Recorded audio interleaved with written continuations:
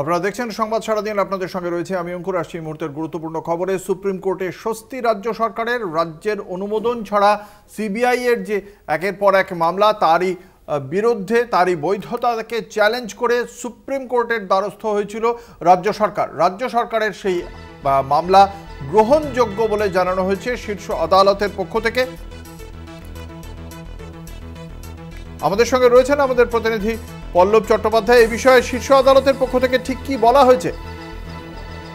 দেখো, সিবিআই রাজ্যে কোনো ঘটনা সিবিআই তদন্তের ক্ষেত্রে রাজ্যে যেটা সাধারণ অনুমতি ছিল সেটা 2018 সালের নভেম্বরেতে তুলে নেওয়া হয়। এই পরিপ্রেক্ষিতেই কিন্তু রাজ্য সুপ্রিম কোর্টকে জানায় যে সেই অনুমতি তুলে নেওয়ার পর রাজ্যকে প্রতিটা ক্ষেত্রে রাজ্যের আলাদাভাবে অনুমোদন নিয়ে তবেই এফআইআর করতে পারে। কিন্তু যেহেতু অনুমোদন নেই, তাই সিবিআই রাজ্যের ফার্দার কোনো তদন্ত করতে পারে না। এই যে এটা রাজ্যের যে সওয়াল, এই সওয়ালটা কিন্তু দাঁড়িয়ে আছে সংবিধানের একটি বিশেষ ধারার ওপর।